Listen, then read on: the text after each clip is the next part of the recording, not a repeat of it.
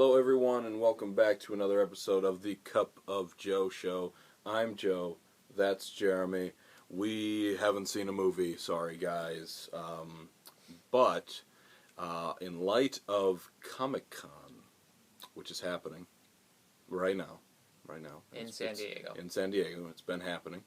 We're going to talk to you about the greatest comic book films ever, and some of the evolution of comic book films for a little while.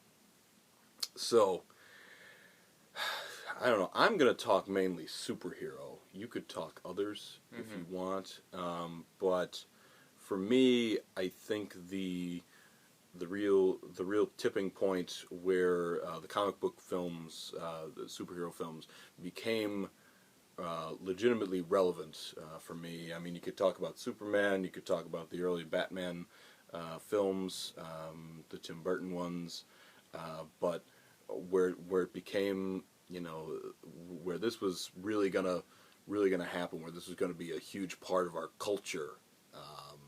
I think it all starts with Spider-Man and X-Men.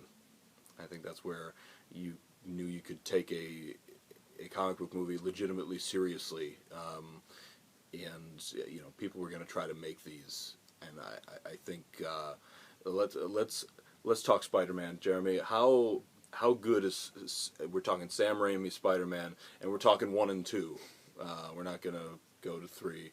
How influential do you think that those movies were to where we are today with comic book films? Well, I think that the original X-Men from 2000 was the movie that got the ball in motion. Got things going. It didn't quite kick things into high gear, but it got everything ready. It sort of set the table, or whatever metaphor you want to use. And X-Men is, it kind of shows its age in some ways and everything, but it's still a pretty good flick, especially for the time and everything. But the important thing that it did was, Batman and Robin didn't just kill the Batman franchise at the time. It basically killed comic book movies. So we needed a revival of that, and X-Men was, it wasn't super dark or gritty or anything like that, but it was a fairly serious movie that kind of brought comic book movies back. And then 2 years later, we had the first Spider-Man, which just, completely rewrote the record books at the time. Did numbers that seemed like impossible at the time, opened huge, and then had good legs. I mean, Spider-Man still has like the biggest third weekend ever or something. It was just a monster at the time. To put it in perspective, Spider-Man's second weekend at the time would have been the 4th highest weekend of all time, behind Jurassic Park: The Lost World, Harry Potter, and itself. So that's how huge Spider-Man was. And more than that, it's a good flick. Again, kind of ages badly in some respects. The special effects aren't quite up to par with what they are, but as long as the story and the acting and everything like that is good, you can get past things like that. And the original Spider-Man, to me, is a classic. It's pretty much the movie that got me into the box office. The first Harry Potter, to an extent, was, but Spider-Man was really that movie that, hooked me on following the box office and, looking at the numbers and everything like that. And it's hard to believe that was 13 years ago. But yeah, Spider-Man was a game changer. Good flick. I thought Tobey Maguire was a decent Peter Parker and Spider-Man. I liked Willem Dafoe as Green Goblin. It just felt like the Sam Raimi Spider-Man had like a better flow and pacing to it and everything than the Andrew Garfield ones. So yeah, those are my thoughts. I think that actually the first 2 X-Men and the first 2 Spider-Man were, it's interesting that they both actually fell off at the same movie. Their third one, Spider-Man way more so, I feel, than X-Men, but X-Men definitely did. And then, but at that time, it was kind of like those movies were actually past their prime to send a new light to what became the Dark Knight franchise in Batman Begins. Batman Begins, really overlooked movie actually when it's succeeded by the Dark Knight. Batman Begins was amazing. That is actually one of the films that led me to really pay attention to movies more and get a passion for it, because my jaw dropped after Batman Begins. I was so put off by Batman and Robin that it was I saw this movie and I was just like, they're seriously making another Batman movie. It's not gonna work. And then I saw this movie and it was phenomenal. Batman Begins, really picked up what the Spider-Man and X-Men did, and they ran with it. They created this darkness, but not horribly dark, but like a darkness to a character that Not truly like Batman needed it. Returns dark. Right, exactly. But it created this seriousness, this great tone. It just great stories. I mean, to what became the Dark Knight trilogy, which is absolutely phenomenal. I love it from top to bottom. Sometimes it's very difficult to pick, which one is the best. I would say the Dark Knight is the best, but it's anyone could say, like, I like Batman Begins more, I like the Dark Knight Rises more, and I'm not going to come out and say, like, you're wrong. They're all phenomenal movies, all A pluses in my book, and this really, again, put another domino, if you will, to the greatness of these comic book superhero movie franchises, which eventually rolled into what would become the Marvel Cinematic Universe, and which all started, well, yes, with Iron Man. Marvel had failed in the past, but Iron Man really brought it together. So, Jeremy, your thoughts on Iron Man and what it created and its importance, really, to the Marvel Cinematic Universe? Well, I mean, as you said, Iron Man really got everything started. And, if you're planning that as the start of a whole cinematic universe, it's got to be good. And luckily for them, the first Iron Man was good, and it's still the only truly... Well, Iron Man 2 is not that bad, but Iron Man 3 is awful. But the first Iron Man is still easily the best. And, a lot of that was on Robert Downey Jr., and he was born to play Tony Stark, pretty much. So, I mean, when you get an actor like that that's just made for the role, and then you can just build everything around him. And that's what they did. Good casting, pretty much all around. I think Gwyneth Paltrow works as Pepper Potts. I'm always a fan of Jeff Bridges and everything, so he was good as Obadiah... I can't talk. Obadiah Stane / Ironmonger. So, and it's a good flick, and it did very, very well at the box office. At the time, Iron Man wasn't quite a top-tier superhero, like a little below the likes of Spider-Man and Batman and everything. But that movie really elevated him. And, it's interesting to know, and I've seen other people make this note, Iron Man is kind of supposed to... I mean, I think he was designed to, like, not be likable initially because he's kind of a dick, and he's a rich, dick, who has alcohol issues and everything, but Robert Downey Jr. just made him likable, and the movies make him more likable, which is probably a good thing for the success of them. So, and I had to imagine at the time when Iron Man came out, Marvel did not have, like 11-year plans for a massive franchise, and they just, threw that scene in with, Nick Fury, played by Samuel L. Jackson, kind of just hope it took off, and luckily for them it did, because it's going to get them, like, billions and billions and billions of dollars. Yeah, and, Iron Man really paved the way. You had a good movie in Thor, you actually had a good movie in Captain America, the first Avenger, as well, which then paved the way to the Avengers, which some might say is the greatest comic book movie of all time. It's incredible to see how far everything's come. I don't think anything in the Marvel Cinematic Universe will probably ever touch the Avengers, because it is the first time. It's what we wanted, everyone together, and they absolutely nailed that movie right on the head. It's phenomenal, from top to bottom. Amazing casting, just a great ending battle in New York. And it's really led us to what is really now, it's the peak of comic book films, and we're going to see where it's all going to end up after this, if it's going to continue to thrive or if it's going to fall off. I don't really have the answer to that question, but I know that DC really has problems. They're following up a Dark Knight trilogy, which is really the only good DC product that's been out there.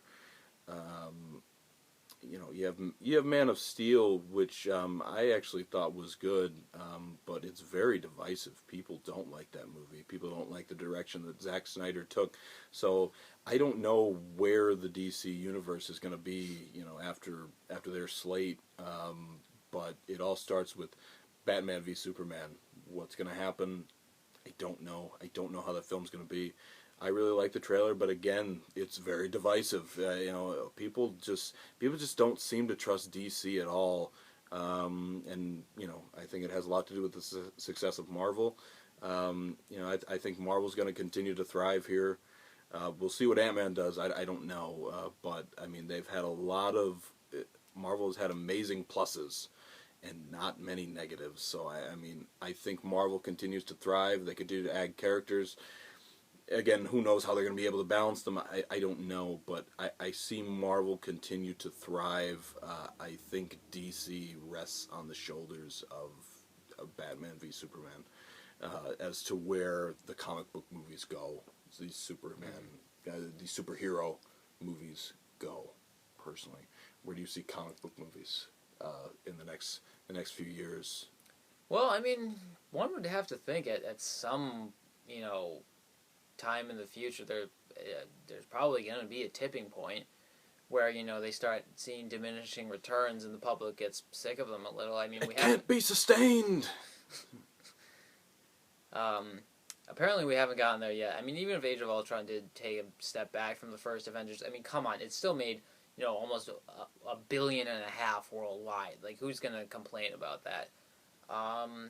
And they still have lots and lots of big movies coming up. It's hard to imagine, Batman v Superman making any less than like $900 million worldwide. So maybe if Marvel starts, does start losing a little bit of business, maybe they'll open the door for DC, and then they can come in and dominate for a couple of years. Who knows? But on the plus side, this does, open up. The success of the bigger companies does open things up for, maybe some smaller graphic novel projects and that sort of thing. Mm-hmm. Definitely. Well, I hope you're actually at Comic-Con. We're not. We're in my living room. So that's all we could talk about. Right now, we're going to get back to our usual schedule. We're going to talk about the box office. So go for it, Jeremy. All you. Okay, well, last weekend was the 4th of July holiday weekend, and it was pretty awful. This can usually be a pretty good weekend, and sometimes, if not often, sees the launches of big movies. Despicable Me 2, the Transformers franchise, Independence Day, but formerly the Terminator franchise, but not so much anymore. So number 5 was Ted 2, and that was down 67% to 11.2 million with a total of 58.5. That's bad. That is bad. That is a really steep drop from an opening that was already disappointing. So through 2 weekends, Ted 2 has barely made more than the first made in its opening weekend, and I don't even see Ted 2 getting to 100 million, and that's really surprising, I gotta say. Fourth place went to Magic Mike Double XL, and that opened to 12.9 million and has made 27.9 since opening on Wednesday. That's a lot less than the first one. The first one opened to, I believe it was 39 over 3 days. But, I guess the novelty was just gone. The appeal is basically, muscular men with their shirts off, and I guess women got enough the first time around. So. I also did hear a statistic that the audience was, I think, 94% women, or something like that. Just throwing that out there. Yeah. In third place, we had Terminator Genesis, and that opened to 27 million and 42.5 since Wednesday. That's really not very good. That's actually less than Terminator 2, which opened back in 1991. So, when you consider ticket price inflation and everything, that's pretty bad. I think the Terminator franchise maybe just needs to go away for like a decade, and then, when James Cameron is done with the Avatar trilogy, he can come back and revive it. I don't know, he's pretty old, isn't he? Well, we'll see if he's still around. So anyway, that's not really good for Terminator. I'm not convinced it'll even hit 100. Number 2 was Jurassic World. That was down 46% to 29.2. Total of 556.6. Or 0.5, rather. What more is there to say about this movie? It's just killing it. Number 1, Inside Out. That was down 43%, made $29.8 million, and gives it a total of 245.9. I'm almost disappointed that Inside Out took the number 1 spot, because that means it can't be the highest grossing movie to never hit number 1, a title which still belongs to My Big Fat Greek Wedding. But at the same time, I'm glad, it had one, at least, well, no, it's going to be one number 1, because, I feel like it deserved it. And it's a good flick, and despite the arrival of Minions, I think it should still get over 300. Yeah, I think you said it all. I think you're right about the Terminator franchise, because that's what Jurassic Park franchise did, and look what just happened. Yeah. So, yeah, it's interesting because, all those sequels, people are just actually tired of Ted, they're tired of Magic Mike, and they're tired of Terminator. And, we're not tired of Jurassic Park because the last one came out 14 years ago. And it was great marketing for the film and everything. They basically just ignored Jurassic Park 3. Right. Like it didn't exist. Exactly. So it was just... and kind of 2 for that. Well, actually, Ian Malcolm's picture was on the book. Anyway, Ted and Magic Mike and Terminator, there was no freshness about any of them, actually. They all kind of showed the same exact thing, and I think that really shows that we want something different. Look at the top 2. Jurassic Park is... Jurassic World is Jurassic World, but, it was a fresh take. And so was Inside Out, obviously. So, but speaking of Minions, as you brought up, that movie just came out. It's gonna be pretty big, I'd say, right? Yeah. Pretty large. Yes. Yeah. So, I really like the first 2 Despicable Me movies. But, I will continue to doubt this franchise. So I think that this movie is going to be a step down from those movies. So, even though Despicable Me 2 is actually better than Despicable Me 1, I'm going to continue to doubt the franchise. I agree with that. I think Despicable Me 2 is better. That said, I like the Minions as supporting characters. Right, I don't think they can carry a movie on their own. But Early numbers are suggesting that that Minions could probably make like 120. Yep. That's huge. Which is what I thought. And Selfless also comes out. It's a great premise, but it looks awful. The trailer looks terrible. So we'll see you guys next week.